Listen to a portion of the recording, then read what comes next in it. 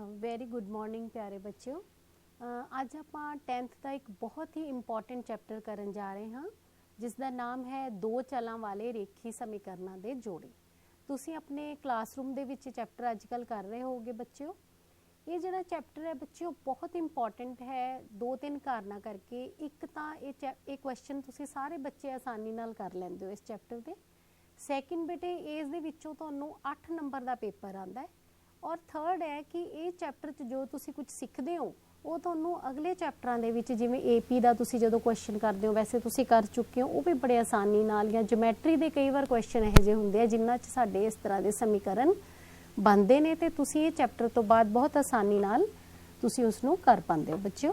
ते बहुत ही ध्यान नाल तुसी ये चैप्टर है जिहड़ा सुनना है। ਤਾਂ ਸਭ ਤੋਂ ਪਹਿਲਾਂ ਬੱਚਿਓ ਤੁਸੀਂ ਦੇਖੋ ਕਿ ਇਸ ਚੈਪਟਰ ਦੇ ਵਿੱਚੋਂ ਤੁਹਾਡੀ ਮਾਰਕਸ ਡਿਸਟ੍ਰੀਬਿਊਸ਼ਨ ਫਾਈਨਲ ਪੇਪਰਾਂ ਦੇ ਵਿੱਚ ਕਿਵੇਂ ਆਉਂਦੀ ਹੈ ਬੱਚਿਓ। ਦੇਖੋ ਤੁਸੀਂ ਦੇਖ ਪਾ ਰਹੇ ਹੋ ਜਿਹੜਾ ਤੁਹਾਡੇ ਕੋਲ 3rd ਚੈਪਟਰ ਹੈ ਜਿਹੜਾ ਆਪਾਂ ਅੱਜ ਕਰਨ ਜਾ ਰਹੇ ਹਾਂ ਦੋ ਚਲਾਂ ਵਾਲੇ ਰੇਖੀ ਸਮੀਕਰਨਾਂ ਦੇ ਜੋੜੇ। ਇਹਦੇ ਵਿੱਚੋਂ ਤੁਸੀਂ ਦੇਖੋ ਤੁਹਾਨੂੰ 8 ਨੰਬਰ ਦਾ ਜਿਹੜਾ ਹੈ ਬੱਚਿਓ ਤੁਸੀਂ ਦੇਖ ਪਾ ਰਹੇ ਹੋ ਸਕਰੀਨ ਤੇ 8 ਨੰਬਰ ਦਾ ਤੁਹਾਨੂੰ ਜਿਹੜਾ ਪੇਪਰ ਹੈ ਇਹਦੇ ਵਿੱਚੋਂ ਆਣਾ ਹੈ ਤੇ 2 ਅੰਕਾਂ ਵਾਲਾ ਇਹਦੇ ਚੋਂ ਤੁਹਾਡੇ ਕੋਲ ਇੱਕ ਪ੍ਰਸ਼ਨ ਹੁੰਦਾ ਹੈ और 6 अंकों वाला भी एक प्रश्न हुंदा है यानी 8 नंबर। देखो सब तो ज़्यादा तकरीबन अंकड़ा विज्ञान ते उस तो बाद ये 2 चैप्टर है जिहदे चों तुहाडे कोल 8-8 नंबरां दा बच्चों पेपर है जिहड़ा आंदा है। इस करके बहुत अच्छी तरह ध्यान नाल तुसीं ये चैप्टर है जिहड़ा समझना है। सब तो पहला बच्चों आपां बड़ी जल्दी नाल असीं पहलां देखांगे कि दो चलां वाले रेखी समीकरणां तो पहलां असीं देखदे हां असीं एक चल वाले रेखी समीकरण बच्चों तुसीं पिछलियां सारियां क्लासां च करदे आ रहे हो। आपां बड़ी जल्दी नाल एक रिवीजन लवांगे उन्हां दी। Linear equation in one variable ਆਪਾਂ ਇੱਕ ਦੋ ਸਿਚੁਏਸ਼ਨਸ ਲੈ ਰਹੇ ਹਾਂ ਜਿਵੇਂ ਆਪਣੇ ਕੋਲ ਕਿਸੇ ਸੰਖਿਆ ਦੇ ਦੁੱਗਣੇ ਵਿੱਚ 5 ਜੋੜਨ ਨਾਲ ਸਾਨੂੰ 17 ਪ੍ਰਾਪਤ ਹੁੰਦਾ ਹੈ। ਇਸ ਤਰ੍ਹਾਂ ਦੇ ਆਪਾਂ ਸਿਚੁਏਸ਼ਨਸ ਹਾਲਾਤਾਂ ਵਾਸਤੇ ਆਪਾਂ ਇਕੁਏਸ਼ਨਸ ਬਣਾਉਂਦੇ ਰਹੇ ਹਾਂ 6ਵੀਂ ਚ ਵੀ 7ਵੀਂ ਚ ਵੀ ਆਪਾਂ ਔਰ 9th ਵਿੱਚ ਫਿਰ ਆਪਾਂ ਐਂਡ ਚ ਆਪਾਂ ਸਿੱਖਿਆ ਜਦੋਂ ਆਪਣਾ 3rd ਤੇ 4th ਚੈਪਟਰ ਸੀ। ਇਹਦੇ ਵਿੱਚ ਬੱਚੇ ਅਸੀਂ ਕੀ ਕਰਦੇ ਹਾਂ ਕਿਸੇ ਸੰਖਿਆ ਜਿਹੜੀ ਸੰਖਿਆ ਜੋ ਅਸੀਂ ਪਤਾ ਕਰਨਾ ਸੀ ਉਸਨੂੰ ਕੀ ਮੰਨ ਲੈਂਦੇ ਹਾਂ ਕੋਈ ਵੇਰੀਏਬਲ ਮੰਨ ਲੈਂਦੇ ਹਾਂ ਜਿਸ ਨੂੰ ਅਸੀਂ ਚੱਲ ਬੋਲਦੇ ਹਾਂ। ਤੇ ਇਹਦੇ ਲਈ ਸਾਡੇ ਕੋਲ ਕੀ ਸਮੀਕਰਨ ਬਣੇਗੀ 2x + 5 ਬਰਾਬਰ ਹੈ 17 ਕਿਸੇ ਸੰਖਿਆ ਦੇ ਦੁੱਗਣੇ ਵਿੱਚ ਯਾਨੀ ਅਸੀਂ ਸੰਖਿਆ ਕੀ ਮੰਨ ਲਈ x ਤੇ ਉਸ ਦਾ ਦੁੱਗਣਾ 2x + 5 ਜੋੜਨ ਤੇ +5 ਬਰਾਬਰ ਹੈ 17। ਤਾਂ ਇਹ ਸਾਡੇ ਕੋਲ ਬੱਚਿਓ ਸਰਲ ਸਮੀਕਰਨ ਬਣ ਗਈ ਇਨ ਵਨ ਵੇਰੀਏਬਲ। ਉਸੇ ਤਰ੍ਹਾਂ ਅਸੀਂ ਇੱਕ ਹੋਰ ਇਹਨੂੰ ਜੇ ਅਸੀਂ ਹੱਲ ਕਰਨਾ ਬੱਚਿਓ ਸਾਨੂੰ ਯਾਦ ਹੈ ਕਿਵੇਂ ਅਸੀਂ ਹੱਲ ਕਰਦੇ ਸੀ ਕਿ ਅਸੀਂ ਜੋ ਵੇਰੀਏਬਲ ਤੋਂ ਬਗੈਰ ਰਕਮ ਹੈ +5 ਅਸੀਂ ਉਸਨੂੰ ਦੂਸਰੀ ਸਾਈਡ ਤੇ ਲੈ ਜਾਂਦੇ ਸੀ ਸਾਈਨ ਚੇਂਜ ਕਰਕੇ 17 - 5 ਕਿੰਨਾ ਹੋ ਗਿਆ ਬੱਚਿਓ ਤੁਹਾਡੇ ਕੋਲ ਸਮੀਕਰਨ ਬਣ ਗਈ 2x ਬਰਾਬਰ ਹੈ 12 x ਤੁਹਾਡੇ ਕੋਲ ਕਿੰਨਾ ਆ ਗਿਆ 12/2 ਬਰਾਬਰ ਹੈ 6 ਤਾਂ x ਤੁਹਾਡੇ ਕੋਲ ਕਿੰਨਾ ਆ ਗਿਆ 6। ਤਾਂ ਬੱਚਿਓ ਅਸੀਂ ਜੇਕਰ ਇਸ ਨੂੰ ਨੰਬਰ ਲਾइन ਤੇ ਪ੍ਰੈਜ਼ੈਂਟ ਕਰਨਾ ਹੋਵੇ ਤਾਂ ਉਹ ਵੀ ਤੁਹਾਨੂੰ ਯਾਦ ਹੈ ਅਸੀਂ ਕਿਵੇਂ ਕਰਦੇ ਹਾਂ। ਤੁਹਾਡੇ ਸਾਹਮਣੇ ਇੱਕ ਨੰਬਰ ਲਾइन ਹੈ ਇਸ ਬਾਰੇ ਆਪਾਂ ਜ਼ਿਆਦਾ ਡਿਟੇਲ ਚ ਨਹੀਂ ਤੁਹਾਨੂੰ ਪਤਾ ਹੈ ਨੰਬਰ ਲਾइन ਬਾਰੇ ਤੇ ਅਸੀਂ ਇਹਦੇ ਤੇ ਜੇ x ਬਰਾਬਰ ਹੈ 6 ਤਾਂ ਸਾਡੇ ਕੋਲ ਇੱਥੇ ਅਸੀਂ ਉਸ ਨੂੰ ਸ਼ੋ ਕਰ ਲੈਂਦੇ ਹਾਂ ਕਿਉਂਕਿ ਇੱਥੇ ਸਾਡੇ ਕੋਲ ਇੱਕੋ ਹੀ ਵੇਰੀਏਬਲ ਹੈ ਉਸਦੀ ਵੈਲਿਊ ਅਸੀਂ ਸਿੰਪਲ ਨੰਬਰ ਲਾइन ਤੇ ਸ਼ੋ ਕਰ ਦਿੰਦੇ ਹਾਂ। ਉਸੇ ਤਰ੍ਹਾਂ ਬੱਚਿਓ ਆਓ ਜਰਾ ਹੁਣ ਅਸੀਂ ਕੁਝ ਹੋਰ ਸੋਚਦੇ ਹਾਂ। ਮੰਨ ਲਓ ਮੇਰੇ ਕੋਲ ਇੱਕ ਇਹੋ ਜਿਹੀ ਸਿਚੁਏਸ਼ਨ ਹੈ कि क्रिकेट के एक मैच विच गुरप्रीत अते रमन ने मिलके 78 रन बनाए। हुण बच्चों तुसीं ध्यान नाल देखो इत्थे साडे कोल दो जिहड़ियां संख्यावां ने एक जिहड़े गुरप्रीत ने रन बनाए एक जिहड़े रमन ने रन बनाए दोनों नूं मिला के किन्ने रन बने 78। तो इत्थे बच्चों हुण साडे कोल दो अननोन क्वांटिटीज़ है यानी साडे कोल जो दो साडे कोल वेरीएबल सानूं लोड़ पएगी ਤਾਂ ਅਸੀਂ ਇਸ ਨੂੰ ਕਿਵੇਂ ਲਿਖਦੇ ਹਾਂ। ਮੰਨ ਲਓ ਜਿਹੜੇ ਗੁਰਪ੍ਰੀਤ ਨੇ ਰਨ ਬਣਾਏ ਉਸ ਨੂੰ ਅਸੀਂ x ਨਾਲ ਦਿਖਾਉਂਦੇ ਹਾਂ ਤੇ ਰਮਨ ਨੇ ਜਿਹੜੇ ਰਨ ਬਣਾਏ ਉਸ ਨੂੰ y ਨਾਲ ਅਸੀਂ ਦਿਖਾਉਂਦੇ ਹਾਂ। ਤਾਂ ਅਸੀਂ ਬੱਚੇ ਇਸ ਨੂੰ ਕਿਵੇਂ ਲਿਖਾਂਗੇ ਸਮੀਕਰਨ ਦੇ ਰੂਪ ਦੇ ਵਿੱਚ x + y ਬਰਾਬਰ ਹੈ 78। ਉਸੇ ਤਰ੍ਹਾਂ ਮੰਨ ਲਓ ਇੱਕ ਹੋਰ ਸਿਚੁਏਸ਼ਨ ਲੈਂਦੇ ਹਾਂ ਅਸੀਂ ਕਿ 3 ਕਿਲੋਗ੍ਰਾਮ ਸੇਬਾਂ ਅਤੇ 2 ਕਿਲੋਗ੍ਰਾਮ ਪਪੀਤੇ ਦੀ ਕੀਮਤ 380 ਰੁਪਏ ਹੈ। ਆਓ ਹੁਣ ਆਪਾਂ ਇਸ ਲਈ ਇੱਕ ਸਮੀਕਰਨ ਲਿਖੀਏ।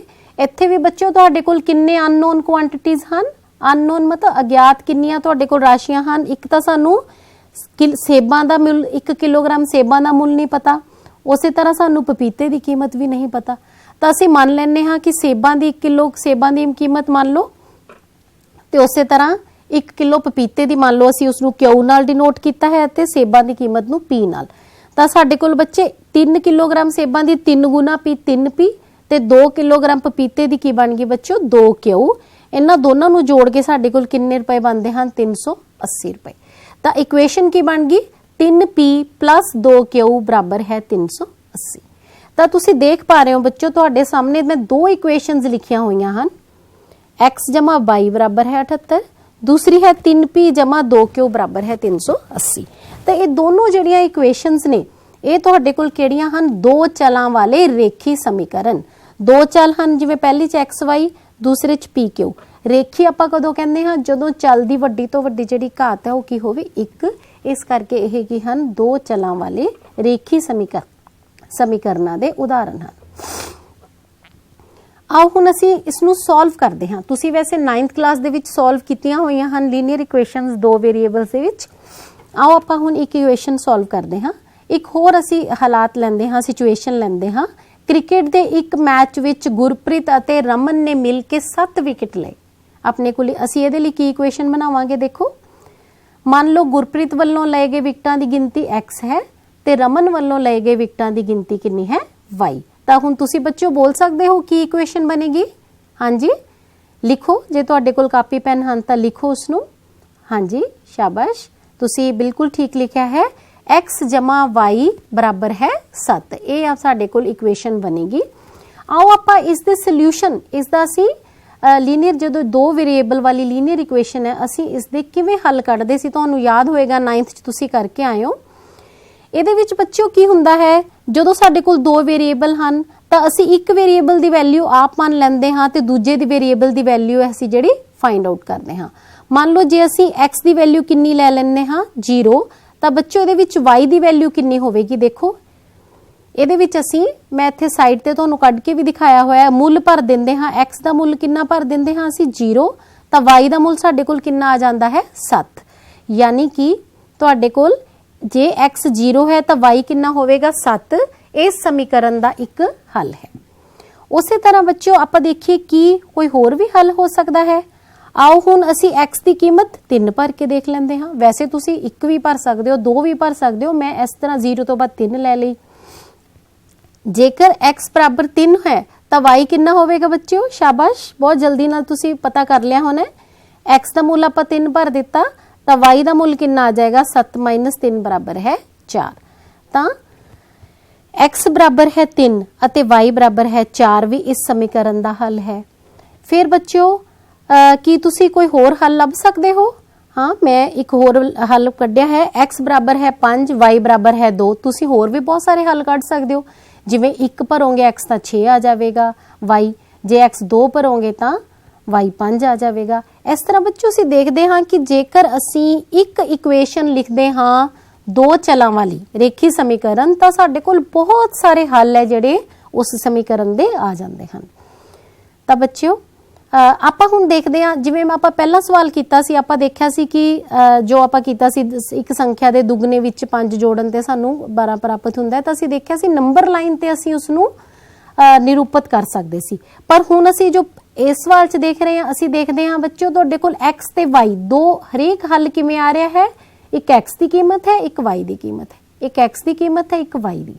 तो इसलिए बच्चों तुहानू याद होवेगा आपां 9th क्लास च देखिया सी कि जदों एक बिंदु जिससे दो कोआर्डीनेट ने x ते y, तो सानू की चाहिदा हुंदा है कोआर्डीनेट प्लेन सानू चाहिदा हुंदा है, जिसनू असीं कार्टेशियन प्लेन भी कहंदे हां। जिहदे विच बच्चों तुहानू याद होवेगा साडे कोल एक x एक्सिस हुंदा है, एक y एक्सिस हुंदा है। ते जिथे इह दोवें बिंदु कटते हैं असीं इस बिंदु नूं असीं की कहंदे हां ओरिजिन, मूल बिंदु असीं कहंदे हां। आओ बच्चों हुण असीं जो वैल्यूज़ कढ़ियां हन तुहानूं याद होणगियां, वो वैल्यूज़ आपां इत्थे मैं दोबारा तो दिखा रही हां। ते असीं इसनूं एक टेबुलर फॉर्म च लिख लैंदे हां, टेबल दे फॉर्म च लिख लैंदे हां बच्चों। उपर असीं x y ते जो तुहाडे कोल जिवें x 0 है y 7 असीं इत्थे लिख लैंदे हां। उसी तरह जदों x 3 आया सी y कितना सी बच्चों 4, जदों x कितना सी 5 ते y कितना सी 2। वो आपां इस तरह टेबुलर फॉर्म दे विच असीं इसनूं लिख लैंदे हां। उस तो बाद जदों असीं इसनूं अपना रिप्रजेंट करना है तो असीं किवें करदे हां, देखो बच्चों उसे ग्राफ नूं मैं थोड़ा जिहा क्लोज करके तुहानूं दिखाया है। साडे कोल x एक्सिस है, y एक्सिस है, ते ये जिहड़ा मूल बिंदु ते साडे असीं देख पा रहे हां ओ नाल असीं रिप्रजेंट कीता होया है। असीं इसनूं लेबल भी कीता होया है। इधर बच्चों तुहानूं याद होएगा प्लस x हुंदा है, इसनूं असीं x डैश नाल यानी माइनस x। उपर बच्चों तुहाडे कोल की हुंदा है y, ते नीचे इहदे असीं लिखदे हां y डैश। ਤੁਹਾਨੂੰ याद आ गया होवेगा, तुसी 9th ਦੇ ਵਿੱਚ बहुत अच्छी तरह ਕੀਤਾ है। ਹੁਣ ਬੱਚਿਓ ਅਸੀਂ ਇਹ ਸਾਰੇ ਜੋ ਸੈੱਟ ਹਨ ਸਾਡੇ ਕੋਲ, ਇਹਨੇ 3 ਅਸੀਂ ਸੋਲੂਸ਼ਨ ਲਏ, ਉਹਦੇ ਜੋ ਸੈੱਟ ਹਨ ਅਸੀਂ ਇੱਕ ਇੱਕ ਬਿੰਦੂ ਕਰਕੇ ਅਸੀਂ ਇਹਨੂੰ ਇਹਦੇ ਉੱਪਰ रिप्रेजेंट करांगे, बिंदु लोकेट करांगे। पहला बिंदु बच्चों साडे कोल की है x 0 ते y की है 7। देखो ये बिंदु असी बच्चों कित्थे लगावांगे, तुसी देख पा रहे हो तुहाडी स्क्रीन ते तुहाडे सामने दिख रहा है x 0 ते y कितना है 7। ये बिंदु असी इत्थे लगा लिया। उस तो अगला बिंदु की है x 3 ते y कितना है बच्चों 4। ये भी तुसी देख रहे हो बिंदु। उसी तरह तीसरा बिंदु है x 5 ते y 2। ਤੇ ਇਹ ਜਿਹੜੇ ਬਿੰਦੂ ਹਨ ਬੱਚਿਓ ਤਿੰਨੋਂ ਅਸੀਂ ਬਿੰਦੂ ਡਿਨੋਟ ਕਰ ਦਿੱਤੇ, ਉਸ ਤੇ ਅਸੀਂ ਆਪਣੇ ਕਾਰਟੇਜ਼ੀਅਨ ਪਲੇਨ ਤੇ ਲਗਾ ਦਿੱਤੇ। ਫਿਰ ਅਸੀਂ ਇੱਕ ਸਰਲ ਰੇਖਾ ਖਿੱਚਦੇ ਹਾਂ ਜੋ ਕਿ ਇਹਨਾਂ ਤਿੰਨਾਂ ਬਿੰਦੂਆਂ ਵਿੱਚੋਂ ਹੋ ਕੇ ਗੁਜ਼ਰਦੀ ਹੈ। ਤੁਸੀਂ ਦੇਖ ਪਾ ਰਹੇ ਹੋ ਇਹ ਜੋ ਰੇਖਾ ਹੈ ਇਹਨਾਂ ਤਿੰਨਾਂ ਬਿੰਦੂਆਂ ਵਿੱਚੋਂ ਗੁਜ਼ਰ ਰਹੀ ਹੈ। ਇੱਕ ਰੇਖਾ ਕਿਸ ਦਾ ਗ੍ਰਾਫ ਹੈ, ਕਿਸ ਸਮੀਕਰਨ ਦਾ, x y ਬਰਾਬਰ ਹੈ 7। ਤਾਂ ਇਹ ਚੀਜ਼ ਤੁਸੀਂ 9th ਤੱਕ ਕੀਤੀ ਹੋਈ ਹੈ, ਇਸ ਕਰਕੇ ਆਪਾਂ ਇਸ ਤੇ ਜ਼ਿਆਦਾ ਟਾਈਮ ਨਹੀਂ ਲਗਾਉਂਦੇ।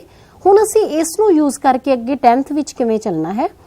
ਤਾਂ ਹੁਣ ਤੱਕ ਅਸੀਂ ਇੱਕ ਵਾਰ ਰਿਵੀਜ਼ਨ ਕੀਤੀ ਹੈ ਕਿ ਦੋ ਚਲਾਂ ਵਾਲਾ ਇੱਕ ਰੇਖੀ ਸਮੀਕਰਨ ਜੇ ਤੁਹਾਡੇ ਕੋਲ ਦਿੱਤਾ ਹੋਇਆ ਹੈ ਤਾਂ ਅਸੀਂ ਉਸ ਦਾ ਗ੍ਰਾਫ ਅਸੀਂ ਕਿਵੇਂ ਖਿੱਚ ਸਕਦੇ ਹਾਂ, ਇਹ ਮੈਂ ਤੁਹਾਨੂੰ ਇੱਕ ਵਾਰ ਰਿਵੀਜ਼ਨ ਕਰਾਈ ਹੈ। ਤਾਂ ਅਸੀਂ ਇੱਕ ਚੀਜ਼ ਹੋਰ ਦੇਖੀ ਬੱਚਿਓ ਕਿ ਦੋ ਚਲਾਂ ਵਾਲੀ ਰੇਖੀ ਸਮੀਕਰਨ ਦੇ ਅਨੰਤ ਰੂਪ ਵਿੱਚ ਅਨੇਕ ਹੱਲ ਹੁੰਦੇ ਹਨ। ਹੁਣੇ ਆਪਾਂ ਦੇਖਿਆ ਸੀ x y ਬਰਾਬਰ ਹੈ 7 ਦੇ 3 ਹੱਲ ਤਾਂ ਆਪਾਂ ਕੱਢ ਕੇ ਦੇਖ ਲਏ ਸੀ, ਤੇ ਇਸ ਤੋਂ ਇਲਾਵਾ ਹੋਰ ਵੀ ਅਸੀਂ ਬਹੁਤ ਸਾਰੇ ਹੱਲ ਕੱਢ ਸਕਦੇ ਹਾਂ। ਤਾਂ ਇੱਕ ਜੇ ਸਮੀਕਰਨ ਹੈ ਤੁਹਾਡੇ ਕੋਲ ਤਾਂ ਉਸਦੇ ਅਨੰਤ ਰੂਪ ਵਿੱਚ ਅਨੇਕ ਹੱਲ ਹੁੰਦੇ ਹਨ। ਤਾਂ ਹੁਣ ਬੱਚਿਓ ਦੋ ਚਲਾਂ ਵਾਲੇ ਰੇਖੀ ਸਮੀਕਰਨ ਬਾਰੇ ਆਪਾਂ ਇੱਕ ਵਾਰੀ ਫੇਰ ਉਹਦਾ ਅਸੀਂ ਜਨਰਲ ਰੂਪ ਦੇਖਦੇ ਹਾਂ ਕਿ ਉਸ ਨੂੰ ਅਸੀਂ ਕਿਵੇਂ ਲਿਖਦੇ ਹਾਂ। ax by ਬਰਾਬਰ ਹੈ c। ਦੇਖੋ ਬੱਚਿਓ x ਤੇ y ਦੋ ਵੇਰੀਏਬਲ ਹੋਣੇ ਚਾਹੀਦੇ ਹੈ। x ਦਾ ਕੋਐਫੀਸ਼ੀਐਂਟ a ਹੈ, b ਦਾ ਕੋਐਫੀਸ਼ੀਐਂਟ y ਦਾ ਕੋਐਫੀਸ਼ੀਐਂਟ b ਹੈ। ਉਸੇ ਤਰ੍ਹਾਂ ਜੇ ਤੁਸੀਂ ਇਸ ਨੂੰ ਇਸ ਤਰ੍ਹਾਂ ਵੀ ਲਿਖ ਸਕਦੇ ਹਾਂ, ਇੱਧਰ c ਹੈ ਬਰਾਬਰ ਦੇ, ਅਸੀਂ ਜੇ ਇੱਧਰ ਲੈ ਕੇ ਆਵਾਂਗੇ -c ਬਰਾਬਰ ਹੈ 0। ਤੇ ਕੰਡੀਸ਼ਨ ਕੀ ਹੈ ਬੱਚਿਓ, ਜਿੱਥੇ a ਅਤੇ b ਦੋਵੇਂ ਸਿਫਰ ਨਹੀਂ ਹੋ ਸਕਦੇ, ਯਾਨੀ a ਤੇ b ਦੋਵੇਂ ਇਕੱਠੇ ਸਿਫਰ ਨਹੀਂ ਹੋ ਸਕਦੇ, ਉਹਨਾਂ ਦੋਨਾਂ ਦੇ ਵਿੱਚੋਂ ਇੱਕ ਹੈ ਜਿਹੜਾ ਉਹ ਨੌਨ ਜ਼ੀਰੋ ਜ਼ਰੂਰ ਹੋਣਾ ਚਾਹੀਦਾ ਹੈ।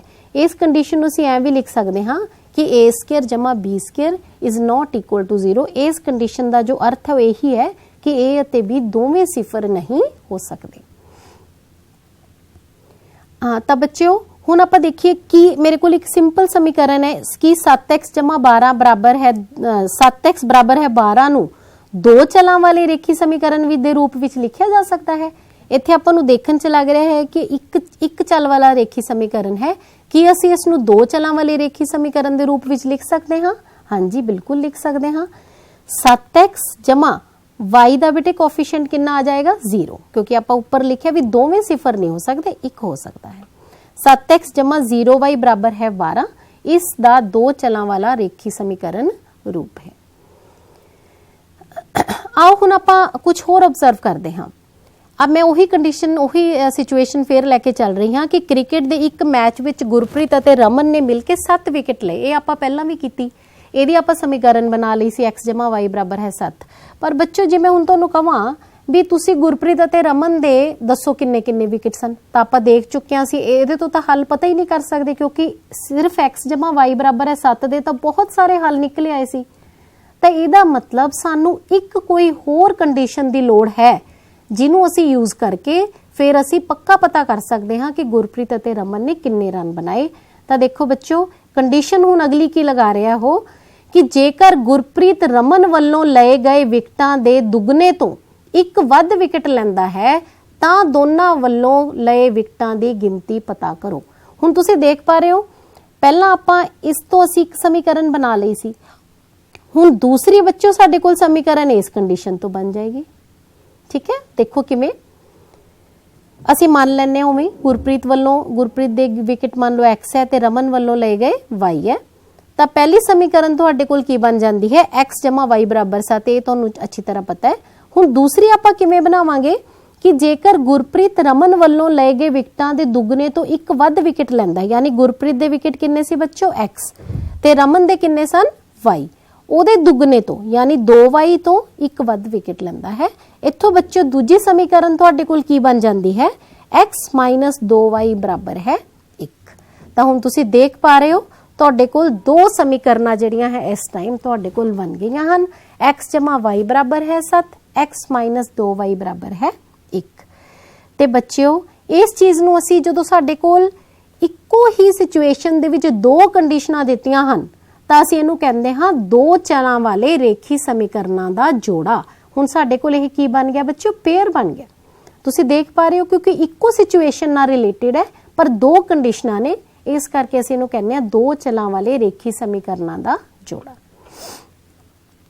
ਹੁਣ ਬੱਚਿਓ ਇਹਦੇ ਵਿੱਚ x + y ਬਰਾਬਰ ਹੈ 7 ਦੇ, ਤਾਂ ਤੁਸੀਂ ਦੇਖ ਪਾ ਰਹੇ ਹੋ ਨਾ, ਮੈਂ ਤੁਹਾਨੂੰ ਇੱਕ ਵਾਰ ਫੇਰ ਦੱਸ ਦਿੰਨੀ ਹਾਂ ਇਹਦੇ ਅਸੀਂ ਹੱਲ ਕੱਢ ਚੁੱਕੇ ਹਾਂ, ਇਸ ਕਰਕੇ ਮੈਂ ਦੁਬਾਰਾ ਇਹ ਨਹੀਂ ਸੋਲਵ ਕਰਾਂਗੀ ਕਿਉਂਕਿ ਆਪਾਂ ਪਹਿਲਾਂ ਇਹ ਕਰ ਚੁੱਕੇ ਹਾਂ। ਹੁਣ ਆਪਣੇ ਕੋਲ ਜਿਹੜੀ ਦੂਸਰੀ ਇਕੁਏਸ਼ਨ ਕਿਹੜੀ ਬਣੀ ਹੈ? x - 2y ਬਰਾਬਰ ਹੈ 1। ਆਪਾਂ ਇਸ ਤੇ ਕੀ ਕੱਢਾਂਗੇ? ਅਸੀਂ ਬਿੰਦੂ ਇਸ ਦੇ ਹੱਲ ਕੱਢਾਂਗੇ 3, ਤਾਂ ਕਿ ਅਸੀਂ ਇਸ ਦਾ ਵੀ ਜਿਹੜਾ ਗ੍ਰਾਫ ਹੈ ਬੱਚਿਓ ਡਰਾ ਕਰ ਸਕੀਏ। ਤੁਸੀਂ ਦੇਖੋ x - 2y ਬਰਾਬਰ ਹੈ 1 ਦੇ ਹੱਲ ਪਤਾ ਕਰਨ ਲਈ ਬੱਚਿਓ ਸਭ ਤੋਂ ਪਹਿਲਾਂ ਮੈਂ ਕੀ ਕੀਤਾ? x ਕਿੰਨਾ ਲੈ ਲਿਆ ਬੱਚਿਓ? 1 ਲੈ ਲਿਆ। ਜਦੋਂ ਮੈਂ x ਦਾ ਮੁੱਲ 1 ਭਰਿਆ ਤਾਂ ਮੇਰੇ ਕੋਲ ਦੇਖੋ -2y 1 - 1 ਬਰਾਬਰ ਹੈ 0, ਤਾਂ y ਮੇਰੇ ਕੋਲ ਕਿੰਨਾ ਆ ਜਾਂਦਾ ਹੈ ਬੱਚਿਓ? 0। ਤਾਂ ਮੇਰੇ ਕੋਲ ਹੱਲ ਕਿਹੜਾ ਆ ਜਾਂਦਾ ਹੈ? 1 0, ਯਾਨੀ ਜਦੋਂ x 1 ਹੈ y ਕਿੰਨਾ ਹੈ? 0। ਉਸੇ ਤਰ੍ਹਾਂ ਅਗਲਾ ਮੈਂ ਬੱਚਿਓ ਲੈਣੀ ਹੈ x ਦਾ ਮੁੱਲ ਮੈਂ ਕਿੰਨਾ ਭਰ ਰਹੀ ਹਾਂ? 2। ਜਦੋਂ ਮੈਂ x ਦਾ ਮੁੱਲ ਬੱਚਿਓ 2 ਭਰ ਦਿੱਤਾ ਤਾਂ ਤੁਸੀਂ ਦੇਖ ਪਾ ਰਹੇ ਹੋ -2y ਜਿਹੜਾ 2 ਹੈ ਉਧਰ ਲੈ ਗਏ ਆਪਾਂ 1 - 2, ਤਾਂ -2y ਬਰਾਬਰ ਹੈ -1, y ਬਰਾਬਰ ਹੈ -1/2 ਅਰਥਾਤ 1/2। ਤਾਂ ਤੁਹਾਡੇ ਕੋਲ ਅਗਲਾ ਪੁਆਇੰਟ ਕੀ ਆ ਜਾਂਦਾ ਹੈ ਬੱਚਿਓ ਕਿ ਜਦੋਂ x 2 ਹੈ y ਦੀ ਕੀਮਤ ਕਿੰਨੀ ਆ ਜਾਂਦੀ ਹੈ? 1/2। ਉਸੇ ਤਰ੍ਹਾਂ ਵੈਸੇ ਤਾਂ ਬੱਚਿਓ ਦੋ ਪੁਆਇੰਟ ਲੈ ਕੇ ਵੀ ਤੁਸੀਂ ਦੋ ਵੈਲਿਊਜ਼ ਦੋ ਸੋਲੂਸ਼ਨ ਕੱਢ ਕੇ ਵੀ ਸਾਡੇ ਕੋਲ ਲਾਈਨ ਬਣ ਜਾਂਦੀ ਹੈ, ਪਰ ਅਸੀਂ ਐਡਵਾਈਜ਼ ਕਰਦੇ ਹਾਂ ਕਿ 3 ਲਵੋ ਘੱਟ ਤੋਂ ਘੱਟ। 3 ਦਾ ਫਾਇਦਾ ਇਹ ਹੁੰਦਾ ਹੈ ਕਿ ਜੇ ਕਿਸੇ ਇੱਕ ਕੈਲਕੂਲੇਸ਼ਨ ਤੁਹਾਡੀ ਕਿਤੇ ਮਿਸਟੇਕ ਵੀ ਹੋ ਜਾਂਦੀ ਹੈ ਤਾਂ ਤੁਹਾਨੂੰ ਪਤਾ ਲੱਗ ਜਾਂਦਾ ਹੈ, ਉੱਥੇ ਤੁਹਾਡੀ ਸਰਲ ਰੇਖਾ ਨਹੀਂ ਬਣਦੀ ਤਾਂ ਤੁਸੀਂ ਆਪਣੇ ਪੁਆਇੰਟਸ ਨਾਲ ਦੀ ਨਾਲ ਚੈੱਕ ਕਰ ਲੈਂਦੇ ਹੋ। ਤਾਂ ਐਡਵਾਈਜ਼ ਇਹ ਕੀਤਾ ਜਾਂਦਾ ਹੈ ਕਿ 3 ਪੁਆਇੰਟ ਮਿਨੀਮਮ ਲੈ ਲਵੋ। ਹਾਂਜੀ, ਹੁਣ ਅਸੀਂ x ਦਾ ਤੀਸਰੇ ਪੁਆਇੰਟ ਲਈ ਅਸੀਂ x ਕਿੰਨਾ ਲੈ ਰਹੇ ਹਾਂ? 3। ਤਾਂ ਇੱਥੋਂ ਬੱਚਿਓ ਅਸੀਂ -2y ਇਹ ਮੈਂ ਸੋਲੂਸ਼ਨ ਤੁਹਾਨੂੰ ਆਉਂਦੇ ਹੀ ਹਨ ਕੱਢਣੇ, ਤਾਂ ਤੀਸਰਾ ਮੇਰੇ ਕੋਲ ਕੀ ਆ ਜਾਂਦਾ ਹੈ? 3 ਅਤੇ 1, ਯਾਨੀ x ਦੀ ਵੈਲਿਊ ਜਦੋਂ 3 ਭਰੀ ਤਾਂ y ਦੀ ਵੈਲਿਊ ਮੇਰੇ ਕੋਲ ਕਿੰਨੀ ਆ ਗਈ? 1। ਤਾਂ ਹੁਣ ਅਸੀਂ ਬੱਚਿਓ ਇਹਨਾਂ ਨੂੰ ਫੇਰ ਉਹੀ ਤੁਹਾਨੂੰ ਮੈਂ ਦੱਸਿਆ ਸੀ, ਇਹਨੂੰ ਟੇਬੂਲਰ ਫਾਰਮ ਦੇ ਵਿੱਚ ਲਿਖੋ। ਇੱਕ ਟੇਬਲ ਬਣਾ ਲੈਂਦੇ ਹਾਂ x ਤੇ y। ਜਦੋਂ x 1 ਸੀ y ਕਿੰਨਾ ਹੈ? 0। ਜਦੋਂ x 2 ਹੈ y 1/2। ਜਦੋਂ x 3 ਹੈ ਤੇ y ਕਿੰਨਾ ਹੈ ਬੱਚਿਓ? 1। ਇਹ ਬਹੁਤ ਧਿਆਨ ਨਾਲ ਲਿਖਣਾ ਹੈ। ਕਈ ਵਾਰ ਅਸੀਂ ਦੇਖਦੇ ਹਾਂ ਪੇਪਰ ਚੈੱਕ ਕਰਦੇ ਹਾਂ ਨਾ ਬੱਚਿਓ, ਤਾਂ ਤੁਸੀਂ ਕਈ ਵਾਰੀ ਇੱਥੇ ਸੋਲਵ ਠੀਕ ਕੀਤਾ ਹੁੰਦਾ ਹੈ, ਲੇਕਿਨ ਜਦੋਂ ਤੁਸੀਂ ਟੇਬੂਲਰ ਫਾਰਮ 'ਚ ਲਿਖਣ ਲੱਗਦੇ ਹੋ ਤਾਂ ਵੈਲਿਊਜ਼ ਹੈ ਜਿਹੜੀਆਂ x y ਦੀਆਂ ਵੀ ਕਈ ਵਾਰ ਤੁਸੀਂ ਉਲਟ ਲਿਖ ਜਾਂਦੇ ਹੋ, ਤਾਂ ਫਿਰ ਉਹ ਜਿਹੜਾ ਗ੍ਰਾਫ ਤੇ ਤੁਹਾਡਾ ਪੁਆਇੰਟ ਹੈ ਉਹ ਕੀ ਬਣ ਜਾਂਦਾ ਹੈ? ਗਲਤ ਹੋ ਜਾਂਦਾ ਹੈ। ਇਸ ਕਰਕੇ ਇਹਨਾਂ ਚੀਜ਼ਾਂ ਦਾ ਬੱਚਿਓ ਬਹੁਤ ਧਿਆਨ ਰੱਖਣਾ ਹੈ। ਔਰ ਧਿਆਨ ਕਿਵੇਂ ਰਹਿੰਦਾ ਹੈ? ਪ੍ਰੈਕਟਿਸ ਨਾਲ। ਜੇ ਤੁਸੀਂ ਸਵਾਲ ਕਰਕੇ ਦੇਖੋਗੇ ਤਾਂ ਹੀ ਤੁਹਾਡੇ ਸਵਾਲ ਹੈ ਜਿਹੜੇ ਪੇਪਰ ਦੇ ਵਿੱਚ ਬੱਚਿਓ ਠੀਕ ਹੁੰਦੇ ਆ। ਹੁਣ ਦੇਖੋ x y ਬਰਾਬਰ ਹੈ 7, ਇਹ ਆਪਾਂ ਪਹਿਲਾਂ ਬਣਾ ਚੁੱਕੇ ਹਾਂ। ਦੂਸਰਾ ਵੀ ਟੇਬਲ ਮੈਂ ਇੱਥੇ ਲਿਖ ਲਿਆ ਹੈ। ਮੈਂ ਪਹਿਲਾ ਗ੍ਰਾਫ ਦੁਬਾਰਾ ਨਹੀਂ ਬੱਚਿਓ ਬਣਾ ਰਹੀ ਕਿਉਂਕਿ ਆਪਾਂ ਸਿੱਖ ਚੁੱਕੇ ਹਾਂ। ਹੁਣ ਅਸੀਂ ਦੂਸਰਾ ਗ੍ਰਾਫ ਉਸੇ ਹੀ ਗ੍ਰਾਫ ਪੇਪਰ ਤੇ ਮੈਂ ਵਾਪਸ ਲਿਆਂਦਾ ਗ੍ਰਾਫ ਪੇਪਰ, ਜਿੱਥੇ ਕਿ ਮੇਰੇ ਕੋਲ x y ਦਾ ਗ੍ਰਾਫ ਆਲਰੇਡੀ ਆਪਾਂ ਡਰਾ ਕੀਤਾ ਹੋਇਆ ਹੈ। ਹੁਣ ਆਪਣੇ ਕੋਲ ਅਗਲਾ ਪੁਆਇੰਟ x 1 ਤੇ y ਕਿੰਨਾ ਹੈ? 0। ਮੈਂ ਪੁਆਇੰਟ ਲੈ ਲਿਆ ਬੱਚਿਓ, ਤੁਸੀਂ ਦੇਖ ਪਾ ਰਹੇ ਹੋ ਸਕਰੀਨ ਤੇ। ਉਸ ਤੋਂ ਬਾਅਦ x 2 ਤੇ y 1/2। ਹੁਣ ਇੱਥੇ ਦੇਖੋ ਬੱਚਿਓ, ਕਈ ਵਾਰ ਆਪਾਂ ਬੱਚੇ ਮੈਂ ਆਮ ਤੌਰ ਤੇ ਅਸੀਂ ਦੇਖਦੇ ਹਾਂ ਕਿ ਜਿਵੇਂ 1/2 ਆ ਗਿਆ ਜਾਂ 3/2 ਇਸ ਤਰ੍ਹਾਂ ਦੀਆਂ ਵੈਲਿਊਜ਼ ਤੇ ਬੱਚੇ ਥੋੜਾ ਜਿਹਾ ਉਸ ਚ ਆ ਜਾਂਦੇ ਆ ਕਿ ਕਿਵੇਂ ਕਰਾਂਗੇ। ਕੁਝ ਮੁਸ਼ਕਿਲ ਨਹੀਂ ਹੈ। ਜਦੋਂ ਤੁਸੀਂ 2 ਲਿਆ y ਕਿੰਨਾ ਹੈ? 1/2, ਤਾਂ ਤੁਸੀਂ ਉਹਦੇ 1 ਦੇ ਅਪਰੋਕਸੀਮੇਟਲੀ ਹਾਫ ਚ, ਵੈਸੇ ਤੁਹਾਡੇ ਕੋਲ ਤਾਂ ਗ੍ਰਾਫ ਪੇਪਰ ਹੁੰਦਾ ਉੱਥੇ ਬਹੁਤ ਈਜ਼ੀ ਹੈ ਕਿ ਇੱਕ ਗ੍ਰਾਫ ਦੇ ਜਿਹੜਾ ਵਰਗ ਹੈ ਉਹ ਚ 10 ਲਾਈਨ ਹੈ ਤੇ ਤੁਹਾਡੇ ਕੋਲ 5ਵੇਂ ਤੇ ਲਾਈਨ ਆ ਜਾਂਦੀ ਹੈ। ਉਸੇ ਤਰ੍ਹਾਂ ਤੀਸਰਾ ਹੈ 3 ਤੇ 1 ਬੱਚਿਓ, ਤੁਸੀਂ ਦੇਖ ਪਾ ਰਹੇ ਹੋ। ਤਾਂ ਅਸੀਂ ਕੀ ਕਰਦੇ ਹਾਂ, ਇਹ ਜਿਹੜੀ ਲਾਈਨ ਹੈ ਤੁਸੀਂ ਦੇਖੋ, ਇਹ ਜਿਹੜਾ ਆਪਣੇ ਕੋਲ x - 2y ਇਹ ਤੁਹਾਡੇ ਕੋਲ ਜਿਹੜੀ ਬਲੂ ਕਲਰ ਨਾਲ ਦਿਖ ਰਹੀ ਹੈ ਇਹ x - 2y ਬਰਾਬਰ 1 ਦਾ ਗ੍ਰਾਫ ਹੈ, ਤੇ ਜਿਹੜੀ ਰੈੱਡ ਨਾਲ ਦਿਖ ਰਹੀ ਹੈ ਉਹ x y ਬਰਾਬਰ ਹੈ 7 ਦਾ ਕੀ ਹੈ ਬੱਚਿਓ? ਗ੍ਰਾਫ ਹੈ। ਤਾਂ ਹੁਣ ਤੁਸੀਂ ਦੇਖੋ ਕਿ ਇਹ ਦੋਨੋਂ ਜਿਹੜੀਆਂ ਰੇਖਾਵਾਂ ਹਨ, ਪ੍ਰੈਜੈਂਟੇਸ਼ਨ ਜਿਹੜੀ ਰਿਪਰੈਜ਼ੈਂਟੇਸ਼ਨ ਸਾਡੇ ਕੋਲ ਰੇਖੀ ਸਮੀਕਰਨਾਂ ਦੀ ਹੈ, ਇਹ ਕਿਹੜੇ ਪੁਆਇੰਟ ਤੇ ਕੱਟ ਰਹੀਆਂ ਹਨ? ਤੁਸੀਂ ਦੇਖ ਪਾ ਰਹੇ ਹੋ ਬੜੇ ਆਰਾਮ ਨਾਲ। x ਬਰਾਬਰ ਹੈ 5, y ਬਰਾਬਰ ਹੈ 2। ਤਾਂ ਇਹਦਾ ਮਤਲਬ ਕੀ ਹੋਇਆ ਬੱਚਿਓ ਕਿ x ਬਰਾਬਰ ਹੈ 5, y ਬਰਾਬਰ ਹੈ 2 ਦਿੱਤੀ ਗਈ ਸਮੀਕਰਨ ਪ੍ਰਣਾਲੀ ਦਾ हल है। देखो कितनी आसानी दे नाल असीं हल कढ लिया। ते तुसीं अगे दस सकदे हो आपां गुरप्रीत दे विकेट किन्ने मन्ने सन, 5 एक्स मन्निया सी तां गुरप्रीत ने 5 विकेट बनाए हन और रमन ने किन्ने विकेट बनाए हन, 2 विकेट बनाए हन। तां बच्चों इस तरह ही जेकर हुण आपां देखदे हां, आपां इन्ना देख लिया कि साडे कोल जदों साडे कोल जोड़ा है pair of linear equation in 2 variables है तां साडे कोल 2 इक्वेशनस ने, इस करके 2 ही ग्राफ बनणगे। हुण बच्चों तुहानूं इस गल दा भी अच्छी तरह पता है कि जेकर एक तल दे विच 2 रेखावां खिच्चियां जाण तां बच्चों 3 ही संभावनावां हो सकदियां हन। किहड़ियां-किहड़ियां आओ देखो। पहली संभावना की हो सकदी है, तुसीं देख पा रहे हो कि दोनों जिहड़ियां रेखावां आपस दे विच की एक दूजे नूं कट देण, जिन्हों असीं किहड़ियां रेखावां बोलदे हां बच्चों, काटवियां रेखावां, जां असीं इहनूं की बोलदे हां, इंटरसैक्टिंग लाइन्स। दूसरी संभावना की है कि तुहाडे कोल की हो जाण, रेखावां एक दूजे दे समांतर हो जाण, यानी असीं उसनूं बोलदे हां पैरेलल लाइन्स। और तीसरी की है कि एक रेखा दे उपर ही दूसरी रेखा तुहाडी जिहड़ी बन जावे, उसनूं असीं बच्चे की बोलदे हां संपाती रेखावां या कोइंसिडेंट लाइन्स। तां इहदा मतलब अब मैं तुहानूं इस तो पहलां की दिखाया सी, जिहड़ा आपां ग्राफ बनाया सी ਉਹਦੇ ਵਿੱਚ बच्चों ਕਿਹੜੀਆਂ रेखावां बनियां सन, काटवियां रेखावां बनियां सन। ਤੇ ਇਸ ਤੋਂ ਇਲਾਵਾ 2 ਸੰਭਾਵਨਾ ਹੋਰ ਹੋ ਸਕਦੀਆਂ, ਜਾਂ ਤਾਂ ਪੈਰਲਲ ਲਾਈਨਾਂ ਬਣ ਸਕਦੀਆਂ ਹਨ ਜਾਂ ਕਿ ਬਣ ਸਕਦੀਆਂ ਹਨ ਸੰਪਾਤੀ ਰੇਖਾਵਾਂ ਬਣ ਸਕਦੀਆਂ ਹਨ। ਤਾਂ ਉਸ ਤੋਂ ਬਾਅਦ ਬੱਚਿਓ ਦੇਖੋ ਤੁਹਾਨੂੰ ਮੈਂ ਵੈਸੇ ਇੱਕ ਛੋਟੇ ਜਿਹੇ ਐਗਜ਼ਾਮਪਲ ਦਿਖਾਏ ਹਨ, ਜਿਵੇਂ ਪਹਿਲੇ ਤੁਸੀਂ ਉਹਦੇ ਵਿੱਚ ਦੇਖ ਪਾ ਰਹੇ ਹੋ ਡਾਇਗਰਾਮ ਦੇ ਵਿੱਚ ਕਿਹੜੀਆਂ ਹਨ ਰੇਖਾਵਾਂ, ਕਾਟਵੀਆਂ। ਤਾਂ ਇੱਥੇ ਅਸੀਂ ਦੇਖਦੇ ਹਾਂ ਜੇਕਰ ਰੇਖਾਵਾਂ ਇੱਕ ਬਿੰਦੂ ਤੇ ਕੱਟਦੀਆਂ ਹੋਣ ਤਾਂ ਸਮੀਕਰਨ ਜੋੜੇ ਦਾ ਕੇਵਲ ਇੱਕ ਵਿਲੱਖਣ ਹੱਲ ਹੁੰਦਾ ਹੈ। ਇਹ ਯਾਦ ਰੱਖਣਾ ਹੈ, ਜਿਸ ਨੂੰ ਅਸੀਂ ਯੂਨੀਕ ਸੋਲੂਸ਼ਨ ਕਹਿੰਦੇ ਹਾਂ। ਤਾਂ ਇਸ ਤਰ੍ਹਾਂ ਦੀਆਂ ਜਿਹੜਾ ਬੱਚਿਓ ਪੇਅਰ ਹੁੰਦਾ ਉਸ ਨੂੰ ਅਸੀਂ ਬੋਲਦੇ ਹਾਂ ਸੰਗਤ ਜੋੜਾ। ਕੀ ਬੋਲਦੇ ਹਾਂ, ਸੰਗਤ ਜੋੜਾ। ਉਸ ਤੋਂ ਬਾਅਦ ਜੇ ਤੁਹਾਡੇ ਕੋਲ ਬੱਚਿਓ ਇਸ ਤਰ੍ਹਾਂ ਹੋਵੇ, ਜਦੋਂ ਲਾਈਨਾਂ ਕੀ ਹੋਣ, ਪੈਰਲਲ ਹੋਣ, ਜੇਕਰ ਰੇਖਾਵਾਂ ਸਮਾਂਤਰ ਹੋਣ ਤਾਂ ਸਮੀਕਰਨ ਜੋੜੇ ਦਾ ਕੋਈ ਹੱਲ ਨਹੀਂ ਹੋਵੇਗਾ, ਕਿਉਂਕਿ ਉਹ ਪੈਰਲਲ ਚੱਲਦੀਆਂ ਜਾ ਰਹੀਆਂ, ਕਿਤੇ ਵੀ ਕਾਮਨ ਪੁਆਇੰਟ ਹੈ ਨਹੀਂ ਕੋਈ। ਤਾਂ ਅਸੀਂ ਉਸ ਨੂੰ ਕੀ ਕਹਿੰਦੇ ਹਾਂ, ਅਸੰਗਤ ਜੋੜਾ। ਤੇ ਨਾਲ ਹੀ ਅਸੀਂ ਲਿਖ ਦਿੰਦੇ ਹਾਂ ਕਿ ਇਹ ਸਮੀਕਰਨ ਜੋੜੇ ਦਾ ਕੋਈ ਹੱਲ ਨਹੀਂ ਹੈ। ਥਰਡ ਬੱਚਿਓ ਕੰਡੀਸ਼ਨ ਕੀ ਹੈ, ਜਦੋਂ ਰੇਖਾਵਾਂ ਇੱਕ ਬਿੰਦੂ ਤੇ ਰੇਖਾਵਾਂ ਇੱਕ ਦੂਸਰੇ ਤੇ ਸੰਪਾਤੀ ਹੋਣ ਤਾਂ ਸਮੀਕਰਨ ਜੋੜੇ ਦਾ ਅਣਗਿਣਤ ਰੂਪ ਵਿੱਚ ਅਨੇਕ ਹੱਲ ਹੁੰਦੇ ਹਨ। ਜਦੋਂ ਰੇਖਾਵਾਂ ਸੰਪਾਤੀ ਹੋਣ, ਇੱਕ ਦੂਜੇ ਦੇ ਉੱਪਰ ਹੀ ਹੋਣ ਰੇਖਾਵਾਂ, ਤਾਂ ਅਣਗਿਣਤ ਰੂਪ ਵਿੱਚ ਇਨਫਾਈਨਾਈਟਲੀ ਮੈਨੀ ਸੋਲੂਸ਼ਨਸ, ਤਾਂ ਅਸੀਂ ਇਸ ਨੂੰ ਬੋਲਦੇ ਹਾਂ ਆਸ਼ਰਿਤ ਸੰਗਤ ਜੋੜਾ। ਉਦੋਂ ਅਸੀਂ ਕੀ ਬੋਲਦੇ ਹਾਂ, ਆਸ਼ਰਿਤ ਸੰਗਤ ਜੋੜਾ। ਤਾਂ ਬੱਚਿਓ ਹੁਣ ਅਸੀਂ ਦੇਖਦੇ ਹਾਂ ਕਿ ਹਰ ਵਾਰ ਸਾਨੂੰ ਗ੍ਰਾਫ ਡਰਾ ਕਰਕੇ ਹੀ ਪਤਾ ਲੱਗੇਗਾ ਕਿ ਇਹ ਜਿਹੜਾ ਸਾਨੂੰ ਸਮੀਕਰਨ ਜੋੜਾ ਦਿੱਤਾ ਹੋਇਆ ਇਸ ਦਾ ਜੋ ਹੱਲ ਹੈ ਕਿਹੋ ਜਿਹਾ ਹੋਏਗਾ। ਤਾਂ ਬੱਚਿਓ ਇਹ ਤਾਂ ਬਹੁਤ ਲੰਬਾ ਕੰਮ ਹੈ, ਅਸੀਂ ਹਰ ਵਾਰ ਪਹਿਲਾਂ ਗ੍ਰਾਫ ਡਰਾ ਕਰੀਏ ਫਿਰ ਦੇਖੀਏ ਕਿ ਪੈਰਲਲ ਲਾਈਨਸ ਹਨ ਜਾਂ ਨਹੀਂ ਹਨ। ਤੇ ਇਸ ਤੋਂ ਜ਼ਿਆਦਾ ਸੌਖਾ ਤਰੀਕਾ ਸਾਡੇ ਕੋਲ ਹੋਰ ਵੀ ਹੈ। ਉਹ ਅਸੀਂ ਕਿਵੇਂ ਕਰਦੇ ਹਾਂ, ਸਮੀਕਰਨ ਜੋੜੇ ਦੇ ਜਿਹੜੇ ਗੁਣਾਂਕ ਹੈ ਤੁਹਾਡੇ ਕੋਲ, ਵੇਰੀਏਬਲਸ ਦੇ ਗੁਣਾਂਕ ਹੈ, ਅਸੀਂ ਉਹਨਾਂ ਦੇ ਅਨੁਪਾਤ ਕੱਢ ਕੇ ਵੀ ਬੱਚਿਓ ਪਤਾ ਕਰ ਸਕਦੇ ਹਾਂ। ਬਹੁਤ ਆਸਾਨ ਤਰੀਕਾ ਹੈ, ਦੇਖੋ ਕਿਵੇਂ। ਅਸੀਂ ਬੱਚਿਓ ਇੱਕ ਮੈਂ ਸਮੀਕਰਨ ਜੋੜੇ ਦਾ ਵਿਆਪਕ ਰੂਪ ਲਿਖਿਆ, ਵਿਆਪਕ ਰੂਪ ਸਮਝਦੇ ਹਾਂ ਅਸੀਂ, ਜਨਰਲ ਫਾਰਮ ਲਿਖੀ ਹੈ a1x b1y c1 बराबर है 0, a2x b2y c2 बराबर है 0। मैं 2 समीकरण लिखियां, दोनों ਦੇ ਵਿੱਚ ਤੁਸੀਂ ਦੇਖ ਪਾ ਰਹੇ ਹੋ ਦੋਹਾਂ ਦੇ ਗੁਣਾਂਕ। ਇੱਥੇ x ਦਾ ਗੁਣਾਂਕ ਕਿੰਨਾ ਲਿਆ, a1, y ਦਾ ਗੁਣਾਂਕ b1 ਤੇ ਜਿਹੜਾ ਕਾਂਸਟੈਂਟ ਟਰਮ ਹੈ ਉਹਨੂੰ ਮੈਂ ਕੀ ਲਿਆ ਹੈ, c1। ਉਸੇ ਤਰ੍ਹਾਂ ਦੂਸਰੀ ਚ a2 b2 c2 ਲਿਆ ਹੈ। ਤਾਂ ਅਸੀਂ ਇਹਨਾਂ ਦੀਆਂ ਰੇਸ਼ੀਓਜ਼ ਬੱਚਿਓ ਕਿਵੇਂ ਫਾਈਂਡ ਆਊਟ ਕਰਦੇ ਹਾਂ, ਦੇਖੋ ਪਹਿਲਾਂ ਅਸੀਂ a1 ਵਟਾ a2 ਜੋ x ਦੇ ਗੁਣਾਂਕ ਹਨ ਦੋਨਾਂ ਸਮੀਕਰਨਾਂ ਦੇ ਵਿੱਚ, a1 ਵਟਾ a2, ਫਿਰ b1 ਵਟਾ b2, c1 ਵਟਾ c2, ਅਸੀਂ ਤਿੰਨੋਂ ਦੇ ਜਿਹੜੇ ਅਨੁਪਾਤ ਹੈ ਪਤਾ ਕਰ ਲੈਂਦੇ ਹਾਂ। ਦੇਖ ਕੇ ਬਹੁਤ ਆਸਾਨ ਹੈ ਬੱਚਿਓ। ਕਈ ਵਾਰ ਤੁਹਾਨੂੰ ਸਾਹਮਣੇ ਜਦੋਂ ਜਨਰਲ ਰੂਪ ਚ ਅਸੀਂ ਦੱਸਦੇ ਹਾਂ ਨਾ ਤਾਂ ਥੋੜਾ ਔਖਾ ਲੱਗਦਾ, ਲੇਕਿਨ ਬਹੁਤ ਈਜ਼ੀ ਹੁੰਦਾ। ਮੈਂ ਤੁਹਾਨੂੰ ਹੁਣ ਇੱਕ ਸਵਾਲ ਵੀ ਕਰਕੇ ਦਿਖਾਉਂਗੀ। ਤਾਂ ਤੁਸੀਂ ਦੇਖਣਾ ਬੱਚਿਓ, ਜੇਕਰ ਤੁਹਾਡੇ ਪਹਿਲੇ 2 ਅਨੁਪਾਤ ਬਰਾਬਰ ਨਹੀਂ ਹਨ, a1 ਵਟਾ a2 is not equal to b1 ਵਟਾ b2 ਹੋਵੇ, ਤਾਂ ਤੁਸੀਂ ਸਿੱਧਾ ਹੀ ਕਹਿ ਸਕਦੇ ਹੋ ਕਿ ਜਿਹੜਾ ਗ੍ਰਾਫ ਬਣੇਗਾ ਉਹ ਕਿਹੋ ਜਿਹਾ ਹੋਏਗਾ, ਆਪਸ ਚ ਰੇਖਾਵਾਂ ਕੱਟਣਗੀਆਂ, ਯਾਨੀ ਇੰਟਰਸੈਕਟਿੰਗ ਲਾਈਨਸ ਹੋਣਗੀਆਂ। ਤੇ ਆਪਾਂ ਉਦੋਂ ਕੀ ਕਹਿੰਦੇ ਹਾਂ, ਇਹਨਾਂ ਦਾ ਕਿਹੋ ਜਿਹਾ ਸੋਲੂਸ਼ਨ ਹੁੰਦਾ ਹੈ, ਯੂਨੀਕ ਸੋਲੂਸ਼ਨ। ਤਾਂ ਇੱਥੋਂ ਆਪਾਂ ਦੇਖ ਕੇ ਦੱਸ ਸਕਦੇ ਹਾਂ ਵੀ ਇਸ ਦਾ ਯੂਨੀਕ ਸੋਲੂਸ਼ਨ ਹੈ ਤੇ ਕੰਸਿਸਟੈਂਟ ਹਨ। ਉਸ ਤੋਂ ਬਾਅਦ ਨੈਕਸਟ ਹੈ, ਜੇਕਰ ਤਿੰਨੋਂ ਹੀ ਰੇਸ਼ੀਓਜ਼ ਕੀ ਆ ਜਾਣ ਬਰਾਬਰ, a1 ਵਟਾ a2 is equal to b1 ਵਟਾ b2 is equal to c1 ਵਟਾ c2, ਤਾਂ ਤੁਸੀਂ ਦੇਖੋਗੇ ਫਿਰ ਕੀ ਹੋਏਗਾ ਤੁਹਾਡੇ ਕੋਲ ਬੱਚਿਓ, को संपाती लाइनां बननगियां, एक दे उपर ही दूसरी जिहड़ी ग्राफ है लाइन दा तुहाडा बिल्कुल उहनूं ढक लवेगा, असीं उसनूं की कहने हां कोइंसीडेंट लाइनस बननगियां।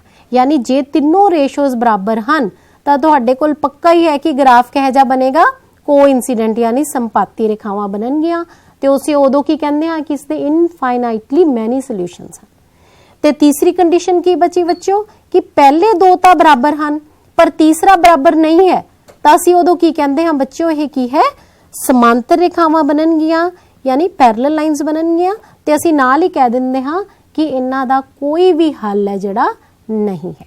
ਤਾਂ ਦੇਖਿਆ ਬੱਚਿਓ, ਹੁਣ ਅਸੀਂ ਹਰ ਵਾਰ ਸਾਨੂੰ ਗ੍ਰਾਫ ਡਰਾ ਕਰਨ ਦੀ ਲੋੜ ਨਹੀਂ ਹੈ, ਅਸੀਂ ਰਕਮ ਨੂੰ ਦੇਖ ਕੇ ਉਸ ਤੋਂ ਉਹਨਾਂ ਦੇ ਗੁਣਾਂਕਾਂ ਦਾ ਅਸੀਂ ਕੀ ਪਤਾ ਕਰਾਂਗੇ, ਰੇਸ਼ੋ ਪਤਾ ਕਰਾਂਗੇ ਤੇ ਅਸੀਂ ਉੱਥੋਂ ਫਾਈਂਡ ਆਊਟ ਕਰ ਲਵਾਂਗੇ। ਦੇਖੋ ਇੱਕ ਤੁਹਾਡੇ ਅੱਗੇ ਇੱਕ ਹੋਰ ਇੱਕ ਟੇਬਲ ਬਣਾ ਕੇ ਰੱਖਿਆ ਹੈ ਤਾਂ ਕਿ ਤੁਹਾਨੂੰ ਯਾਦ ਰਵੇ कि a1 बटा a2 is not equal to b1 बटा b2, the intersecting line and exactly one solution यानी यूनिक सोल्यूशन।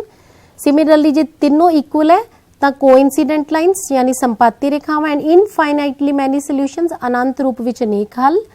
ते तीसरा है जे पहले दो बराबर हैं तीसरा नहीं है तो parallel lines and no solution. हुण बच्चों आपां एक क्वेश्चन करते हैं। देखो तुहाडे अगे एक समीकरण लिखी हुई है, उसका पेयर लिखा हुआ है, जोड़ा है 5x माइनस 4y माइनस 8 बराबर है 0, 7x जमा 6y माइनस 9 बराबर है 0। तो आप बच्चों सब तो पहला मैं तुहानूं इस दे गुणांक लिखने दसांगी। a1 कितना है बच्चों इहदे विच देखो, यानी x का जो गुणांक है कितना है 5। उस तो बाद कॉमा b1 यानी y का गुणांक कितना है -4 और c1 कितना है -8। उस तो बाद बच्चों a2 कितना है 7, b2 कितना है बच्चों 6 और c2 साडे कोल कितना है -8। हुण असीं की करना है, a1 वटा a2 पहला फाइंड आउट करांगे, कितना बनया बच्चों 5 वटा 7। फिर असीं फाइंड आउट करते हाँ b1 वटा b2 कितना है -4 वटा 6। तो असीं इसनूं सिंपलीफाई करांगे जे हो सकता है -2 वटा 3। वैसे तो जे तुहाडे पहले दो बराबर नहीं हैं तो तीसरा फाइंड आउट करने की जरूरत नहीं होंदी क्योंकि सानू इत्थों ही पता लग जाता है। असीं देखते हाँ बच्चों a1 वटा a2 is not equal to b1 वटा b2। तो यदा मतलब साडे कोल तुसीं नाल दी नाल हुण देख सकते हो किस तरह का बच्चों ग्राफ होवेगा। तुसीं सोचो, शाबाश, जदों पहले ही दो अनुपात बराबर नहीं हैं तो असीं की कहंदे हाँ, किहो जिहा अनुपात होवेगा, काटवीआं रेखावां। किस तरह का होवेगा बच्चों, इसका काटवीआं रेखावां होणगीआं, इसका आलेख। ते ये आलेख किहो जिहा होवेगा तो असीं लिखांगे काटवीआं रेखावां होवेगा। अगर पूछेगा हल किहो जिहा है तो हल किहो जिहा होएगा बच्चों, यूनिक, विलक्षण रूप, विलक्षण हल होवेगा। बहुत ध्यान नाल असीं सारा कुछ पढ़ना हुंदा है कि उसने की पूछा है। जे तो हुण आलेख पूछ रहा है तो मेरा आंसर होना चाहिए है कि इसका आलेख काटवीआं रेखावां होवेगा। जे वो पूछ रहे हल है तो इसका हल की होवेगा, विलक्षण हल होवेगा। तो कई बार ये भी पूछता है बच्चों, क्वेश्चन ये भी आ जाता है बोर्ड के पेपर में कि यह संगत जोड़ा है। तो जे इस तरह का है तो असीं लिखते हाँ हाँ ये संगत जोड़ा है। तो बहुत ध्यान नाल तुसीं स्टेटमेंट बच्चों जिहड़ी है पढ़नी हुंदी है। हुण बच्चों क्वेश्चन तुहाडे बुक च इस तरह के भी हैं कि जेकर हेठ दिता समीकरण जोड़ा संगत है तो आलेखी विधि राही इसका हल पता करो। तो हुण सब तो पहला असीं चेक करना है कि यह संगत जोड़ा है या नहीं है। संगत जोड़ा है ये किवें पता लगेगा बच्चों, हुण सानू पता है। असीं सब तो पहला बच्चों a1 देखते हैं कितना है 1, b1 बच्चों कितना है -1, c1 कितना है 8।